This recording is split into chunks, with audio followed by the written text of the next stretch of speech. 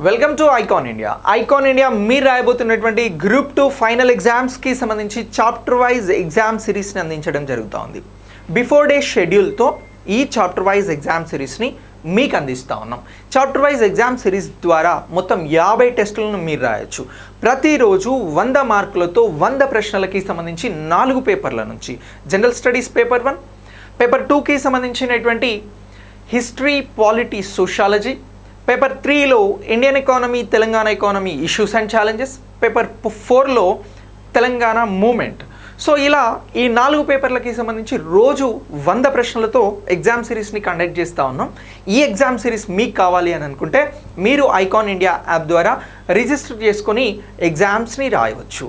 So ఈ exams అనేవి మీకు ఫైనల్ ఎగ్జామ్లో వచ్చినటువంటి క్వశ్చన్స్కి సంబంధించి పూర్తి అవేర్నెస్ని ఇస్తాయి. అలాగే టైం మేనేజ్మెంట్కి సంబంధించి మీకు టైం సేవ్ చేసుకునేటువంటి విధానాన్ని కూడా నేర్పిస్తాయి.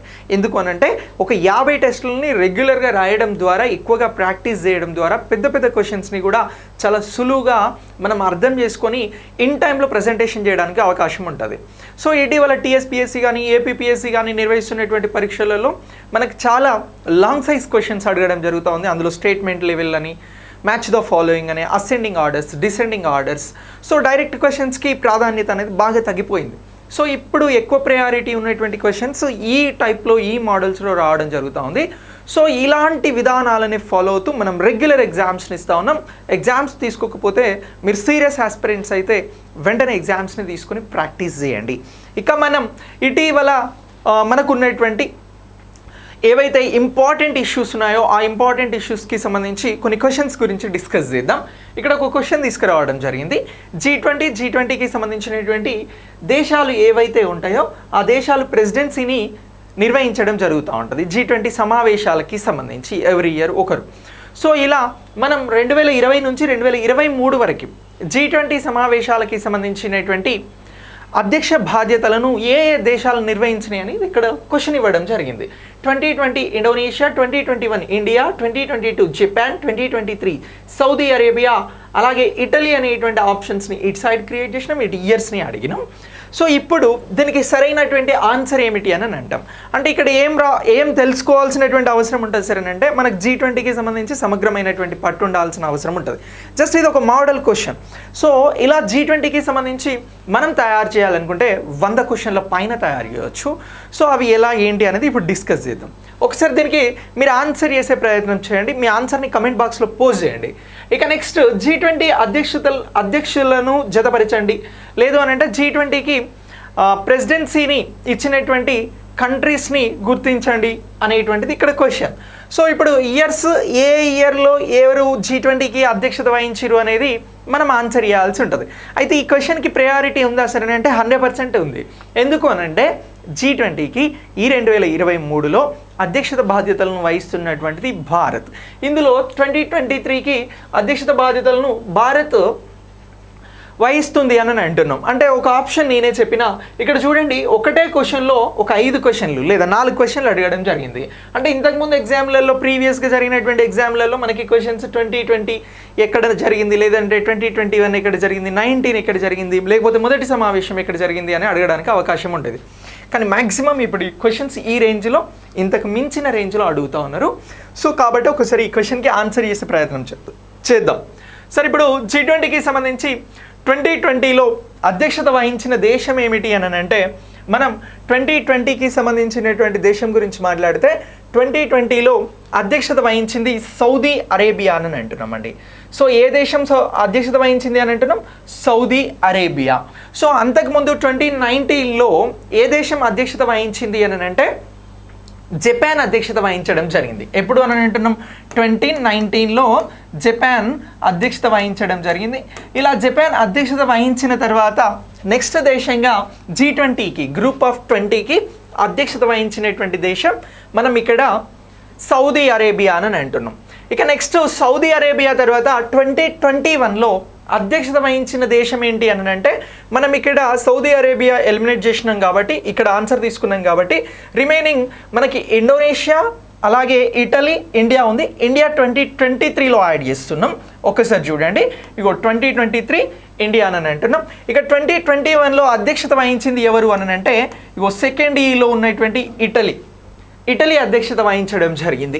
ఇక నెక్స్ట్ 2022లో అధ్యక్షత వహించింది ఎవరు అని అంటే 2022లో మనకి ఇగో ఇక్కడ ఉన్నటువంటి ఇండోనేషియా అనేది అధ్యక్షత వహించడం జరిగింది.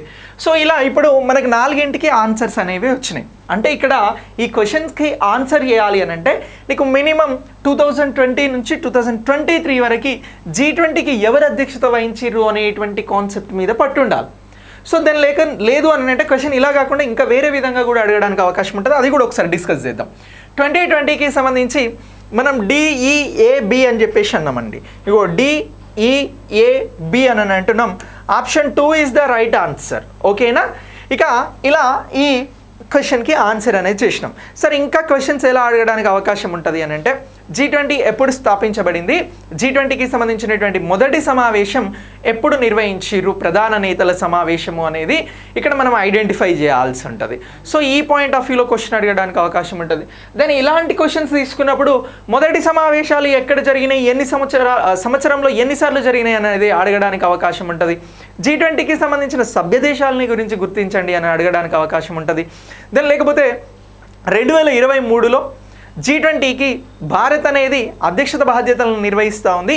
మరి ఈ G20కి సంబంధించి భారత్ అధ్యక్షత బాధ్యతలను నిర్వహిస్తున్న సందర్భంగా మొత్తం ఎన్ని విభాగాలలో ఎన్ని సమావేశాలను నిర్వహిస్తుంది అని చెప్పేసి ఇలా క్వశ్చన్స్ అడగడానికి అవకాశం ఉంటుంది. అప్పుడు మనం చేయాల్సింది ఏంటి అని అంటే థీమ్స్ మీద క్వశ్చన్స్ అడగడానికి అవకాశం ఉంటుంది. ఫర్ ఎగ్జాంపుల్ 2020, 21, 22, 23లో జరిగినటువంటి G20 థీమ్స్ని గుర్తించండి అని, లేదంటే మ్యాచ్ ద ఫాలోయింగ్ చేయమని చెప్పేసి అడిగిండి అనుకోండి. మనకి తెలిసిన సబ్జెక్టే G20 అనేది అందరికీ తెలుసు. బట్ ఈ తెలిసిన సబ్జెక్ట్లో మనం ఆన్సర్ చేయలేకుండా తెలిసిన అంశాన్ని మనం క్లియర్గా చదువుకోలేకపోవడం వలన ఆన్సర్ చేయడం అనేది మిస్ అవుతుంది. అప్పుడు చాలా అప్సెట్కి లోనవుతాం. సో అలా కాకుండా ప్రతి అంశాన్ని కూలంకుషంగా చదవాలి, చాలా క్లియర్ ఎక్స్ప్లెనేషన్ తోటి వెళ్ళాలి. అలాగే చాలా క్లియర్గా నేర్చుకోవాల్సినటువంటి అవసరం ఉంది. ఇక్కడ పైన చదివితే మనం ఎగ్జామ్లో ఆన్సర్స్ చేయడానికి చాలా తక్కువ అవకాశం. సో అలాంటి విధానాలను బ్రేక్ చేస్తూ మనం ఎగ్జామ్ సిరీస్ని తీసుకొచ్చినాం. సో ఇప్పుడు దీనికి ఆన్సర్ అనేది చేయగలిగినాం. ఒకవేళ క్వశ్చన్ ఇట్లా కూడా అడిగిండని అనుకుందాం, G20కి సంబంధించి G20 స్థాపన ఎప్పుడు జరిగింది, G20 ఫస్ట్ సమావేశాలు ఎప్పుడు జరిగినాయి, లేదంటే G20ని పరిగణించి స్థాపన గురించి అలాగే ఫస్ట్ సమావేశాలను గురించి మనల్ని ఇక్కడ క్వశ్చన్స్ అడగడానికి అవకాశం ఉంటుంది. సో ఇలా క్వశ్చన్స్ అడిగినప్పుడు మనం ఆన్సర్ చేయాలి అని అంటే G20 అనేది 1999లో సెప్టెంబర్ 26న దీని నిర్మాణం అనేది జరిగింది అని గుర్తించాల్సి ఉంటుంది. మరి G20కి సంబంధించినటువంటి దేశాధినేతల సమావేశం ఎప్పుడు జరిగింది సార్ అని అంటే 2008లో జరిగింది అని అంటున్నాం. సో ఇక్కడ ఒక అంశాన్ని గుర్తుంచుకోండి. ఇగో G20 స్థాపనను గురించి అడుగుతాయి. ఇది ఎప్పుడు ఎస్టాబ్లిష్ అయింది అని అంటే ఇది మనకి 1999లో దీన్ని స్థాపించడం జరిగింది అని అంటున్నాం. దీని నిర్మాణం అనేది జరిగింది, స్థాపించారు అని అంటున్నాం. ఓకేనా? మరి G20కి సంబంధించినటువంటి మొదటి సమావేశం ఎప్పుడు జరిగింది సార్ అని అంటే 2008లో జరిగింది అని చెప్పేసి గుర్తుంచుకోవాలి. 2008లో 2 సార్లు సమావేశమయ్యారు. సో అలాగే 2008లో ఎక్కడ జరిగింది సార్ అని అంటే వాషింగ్టన్ డీసీలో, యూఎస్ఏకి సంబంధించి వాషింగ్టన్ డీసీలో దీని మొదటి సమావేశాలు అనేవి జరిగినాయి. ఇదే G20కి సంబంధించి రెండవ సమావేశాలు ఎప్పుడు జరిగినాయి సార్ అని అంటే లండన్లో జరిగినాయి, 2009లో జరిగినాయి. సో ఇలా సమావేశాలను గురించి అధ్యక్షత బాధ్యతలను గురించి అడిగితే మనం ఇలా ఆన్సర్ చేయాల్సి ఉంటుంది. ఏ దేశంలో అయితే జరుగుతున్నాయో బేసిక్గా ఆ దేశాలే G20కి సంబంధించి అధ్యక్షత వహించడానికి అవకాశం అనేది ఉంటుంది. మరి G20 అనేది ఏ సంస్థ అని చెప్పేసి అడుగుతారు. G20 అనేది ఒక అంతర్జాతీయ సంస్థ, ఇంటర్నేషనల్ ఇంటర్గవర్నమెంటల్ ఆర్గనైజేషన్ అని పిలుస్తూ ఉన్నాం. ఇంటర్నేషనల్ వైడ్గా అంటే ప్రపంచవ్యాప్తంగా ఉన్నటువంటి ఆర్థిక పరంగా బలమైనటువంటి దేశాలు ఇందులో సభ్య దేశాలుగా ఉన్నాయి. కాబట్టి దీనికి సంబంధించి G20ని మనం ఒక అంతర్జాతీయ సంస్థగా గుర్తించాల్సి ఉంటుంది.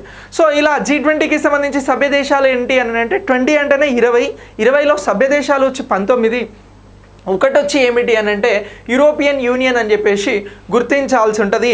ఇలా G20కి సంబంధించి మనం ఈ అన్ని అంశాలను కూడా గుర్తుంచుకోవాలి. దాని లేదు అని అంటే G20కి సంబంధించి ప్రస్తుత చైర్మన్ ఎవరు అని కూడా అడుగుతారు. ప్రజెంట్ ఉన్నటువంటి చైర్మన్ ఎవరు అని అడుగుతారు. ఇలా ప్రజెంట్ ఉన్నటువంటి చైర్మన్ గురించి అడిగితే మనం చెప్పాల్సినటువంటి ఆన్సర్ ఎవరు అని అంటే ఇగో దీనికి సంబంధించి మన ప్రధాని గారే నరేంద్ర మోదీ గారు దీనికి సంబంధించినటువంటి చైర్మన్గా ఉన్నారు.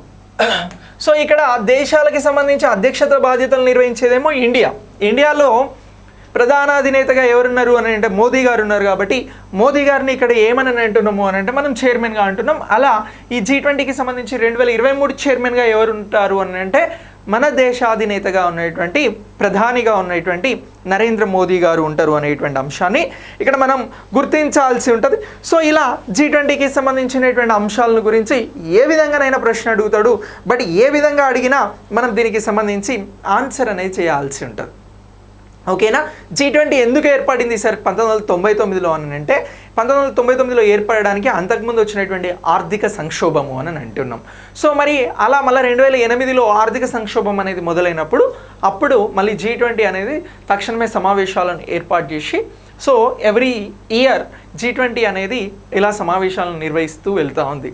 ఇలా ఈ G20కి సంబంధించినటువంటి అంశాలను మనం గుర్తించాల్సి ఉంటుంది ఎగ్జామినేషన్ పాయింట్ ఆఫ్ వ్యూలో. ఓకే. ఇంకా G20కి సంబంధించి విస్తృతమైనటువంటి విధంగా మీరు క్వశ్చన్స్ అనేవి ఫ్రేమ్ చేస్తూ చదవగలిగితే ఎక్కువగా గెయిన్ అవ్వడానికి అవకాశం ఉంటుంది. ఇక్కడ ఇంకో క్వశ్చన్ తీసుకున్నాం. క్వశ్చన్ ఏమిటి అని అంటే G7కి సంబంధించినటువంటి అంశాలను గురించి ఇక్కడ క్వశ్చన్ అడగడం జరిగింది. సరే ఇప్పుడు G7కి సంబంధించినటువంటి అంశాలకి సంబంధించి ఎగ్జామ్లో ఉంటాయి అని అంటే ఉంటాయి. సో G20 గురించి అడగవచ్చు, G7 గురించి అడగవచ్చు, బ్రిక్స్ గురించి అడగవచ్చు, లేదంటే SCO గురించి అడగవచ్చు, షాంఘై కోఆపరేషన్ ఆర్గనైజేషన్. ఈసారి భారతే 2023లో షాంఘై కోఆపరేషన్ ఆర్గనైజేషన్కి కూడా భారతే అధ్యక్షత బాధ్యతలు నిర్వహిస్తూ ఉంది. సో క్వశ్చన్స్ ఎలా వచ్చినా మనం రెడీగా ఉండాలి. సో ఇప్పుడు G7కి సంబంధించినటువంటి పాయింట్ ఆఫ్ వ్యూలో ఈ క్వశ్చన్ ఒకసారి డిస్కస్ చేద్దాం.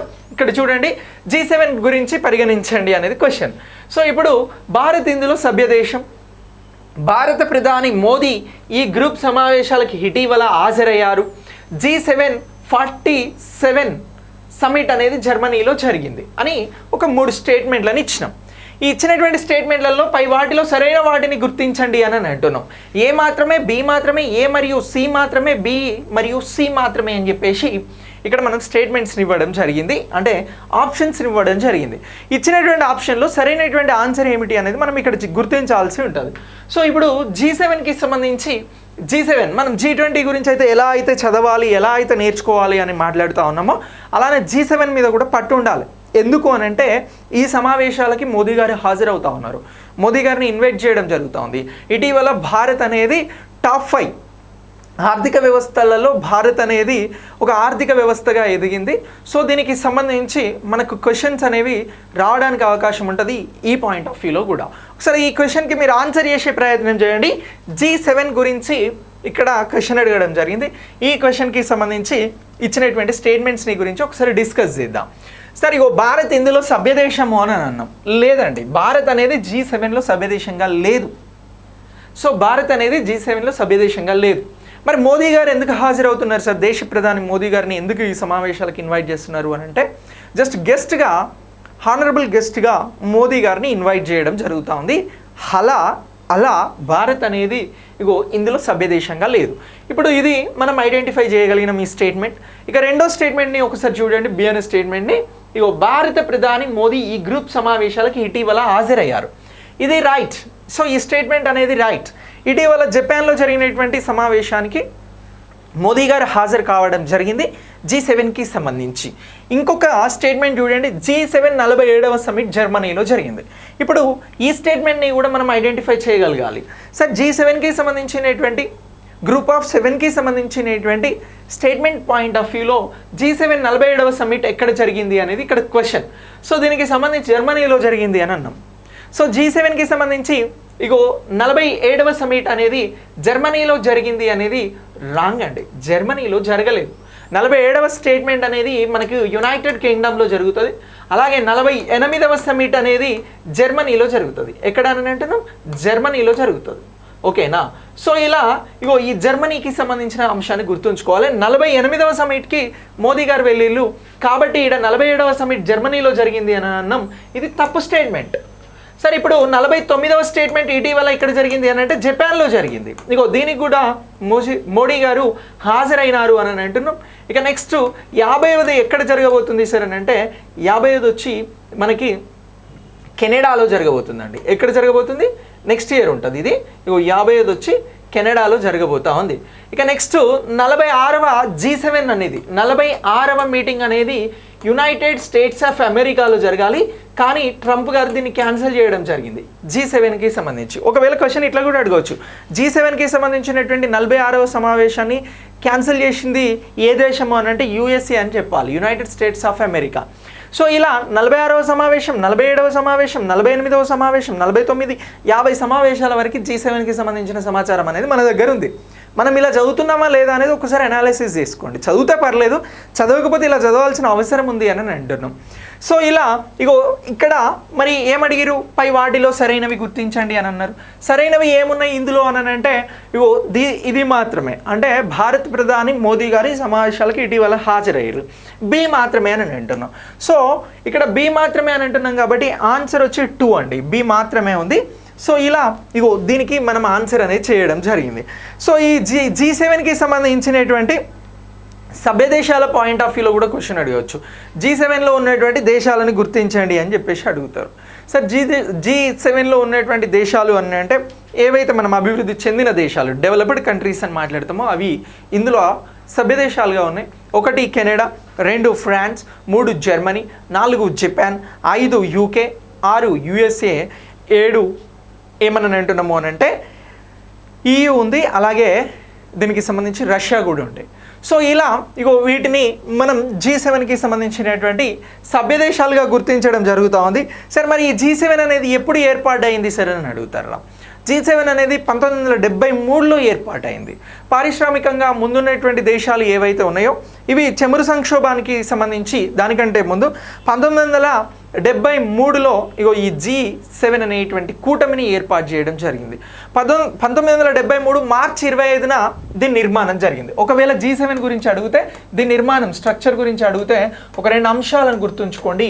ఇగో దీనికి సంబంధించి 1973 అని అంటున్నాం, మార్చు 25న ఇది ఏర్పాటైంది అని అంటున్నాం G20కి సంబంధించి. మరి ఈ G20 అనేటువంటిది మొదటి సమావేశాన్ని ఎప్పుడు నిర్వహించింది అని అడుగుతారు. G7 అనేటువంటిది మొదటి సమావేశాన్ని మనకు మొట్టమొదటిసారి 1975లో నిర్వహించడం జరిగింది. ఎప్పుడు అని అంటే నవంబర్ 15. ఎప్పుడు అని అంటున్నాం, ఇగో ఇది G7 కాస్త అప్పుడు దీన్ని G6గా పరిగణించేవారు. G6గా ఉన్నటువంటిది 1975 నవంబర్లో మొదటి సమావేశాన్ని, మొదటి శిఖరాగ్ర సమావేశాన్ని నిర్వహించడం జరిగింది. ఇలా మొదటి శిఖరాగ్ర సమావేశానికి అధ్యక్షత వహించినటువంటి దేశం ఏది అని అంటే ఫ్రాన్స్లో మొదటి సమావేశం అనేది జరిగింది. ఇక నెక్స్ట్ G20కి సంబంధించి దీన్ని ఎక్కడ స్థాపించడం జరిగింది సరే అంటే వాషింగ్టన్ DCలో G7 అనేటువంటిది స్థాపించడం జరిగింది. సో ఇలా దీనికి సంబంధించి మనం ఈ అంశాలన్నీ కూడా ముఖ్యమైనటువంటి అంశాలుగా G7కి సంబంధించి చదవాల్సి ఉంటుంది. సో ఇలాంటి నెంబర్ ఆఫ్ క్వశ్చన్స్ మీకు చాప్టర్ వైజ్ ఎగ్జామ్ సిరీస్ ద్వారా అందిస్తున్నాం. సో మీరు ఎగ్జామ్ సిరీస్లో జాయిన్ అయ్యి ఎక్కువ ఎగ్జామ్స్ని ప్రాక్టీస్ చేయండి. మీకు 1 థింగ్ టైం మేనేజ్మెంట్ తెలుసు, 2nd థింగ్ సో ఎగ్జామ్ అని అంటే మీకున్నటువంటి ఫోబియా, భయం అనేది పోవడానికి అవకాశం ఉంటుంది. సో ఇలా ఈ ఎగ్జామ్స్ అనేవి మీకు చాలా హెల్ప్ అవుతాయి. సో ఎగ్జామ్స్ని తీసుకొని ఎక్కువ ఎగ్జామ్స్కి ప్రాక్టీస్ చేయండి. నెక్స్ట్ వీడియోలో మళ్ళీ కలుద్దాం. Thanks for watching.